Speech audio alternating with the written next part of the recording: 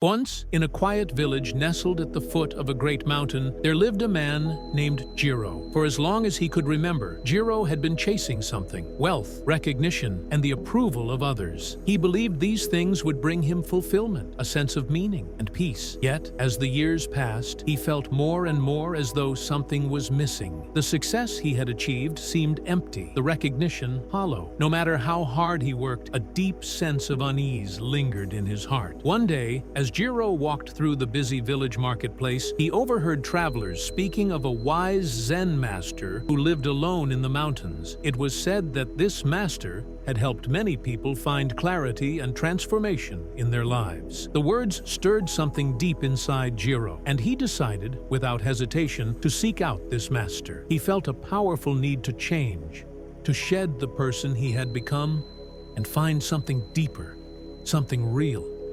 So Jiro left everything behind. He gave up his home, his possessions, and even his name.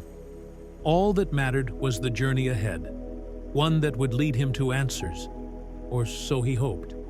For days, Jiro traveled through forests and hills, enduring the heat of the sun by day and the chill of the mountain air at night. His mind raced with thoughts of how he might change, how the master would show him a new way to live, a new identity to claim. Finally, after days of climbing, he reached the Zen master's secluded temple. The master was an old man, with a peaceful presence and eyes that seemed to see into the depths of the soul. Jiro bowed before him and said, "Master, I have spent my life chasing success and trying to be someone, but none of it has brought me peace.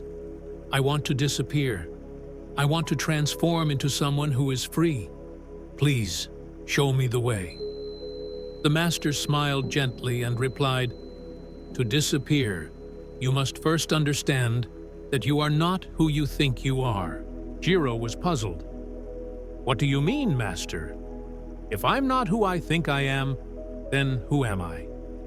The master motioned for Jiro to follow him. Together, they walked to a nearby pond, its surface calm and clear, reflecting the surrounding trees and sky. The master pointed to the water and said, "Look into the pond. Tell me what you see." Jiro leaned over and gazed at his reflection in the still water. "I see myself," he said. The master shook his head slowly. "Number, what you see is only the image of yourself. Just as this reflection is not truly you, the person you have been trying to be, the man chasing wealth and approval, is not your true self. It is an illusion, a mask shaped by your desires, fears, and the expectations of others. To transform, you must let go of this false self." Jiro sat down by the pond, staring into the water, trying to make sense of the master's words. "But how do I let go of who I've become?" he asked. "How do I disappear from the person I've been for so long?" The master smiled, and after a moment of silence, he led Jiro to a tree standing tall nearby.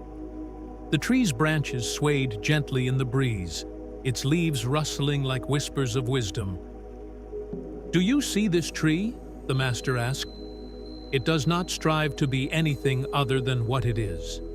It grows when it is time to grow, it sheds its leaves when the season comes, and it stands firm through storms. But it does not cling to the idea of being a tree. It does not define itself by its appearance or by the opinions of others. It simply is." Jiro looked at the tree, feeling a strange sense of calm wash over him. The master continued, "To disappear, you must be like the tree. Stop clinging to the person you think you should be. Stop trying to live up to an image of success or approval. Instead, return to your true nature, the self that exists beneath all the layers of expectation and desire. Only then will you find peace." Jiro stayed with the master for many days. In that time, he learned the art of meditation and mindfulness. At first, he found it difficult. His mind constantly returned to thoughts of his old life, the goals he had set, the status he had worked so hard to achieve. But with time, Jiro began to let go. He began to see that all the things he had pursued in the past were like illusions, temporary, fleeting, and ultimately unimportant. As the days turned into weeks, something inside Jiro began to change. He no longer felt the need to be someone special. He no longer measured himself by his accomplishments or the opinions of others. Slowly, the heavy weight of his old identity began to lift, and in its place, a quiet sense of peace emerged. One morning, as he sat by the pond once again, Jiro looked into the water. This time, when he saw his reflection, it was different. It was still him, but it no longer felt like a stranger staring back. He no longer saw himself as Jiro, the successful man, or Jiro, the failure. He simply saw a human being, present, at peace, and connected to the world around him. He had disappeared, not physically, but emotionally, mentally. The person he had tried to be for so long had dissolved. In its place was something deeper, something more real, a connection to the present moment, a sense of wholeness that could not be defined by any title or status. Jiro had transformed, not into someone new, but into his truest self.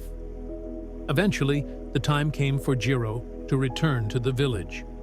As he walked down the mountain path, he felt lighter, as if he had shed the burdens he had carried for so long. When he arrived back in the village, no one recognized him, not because his face had changed, but because he was no longer the person they once knew.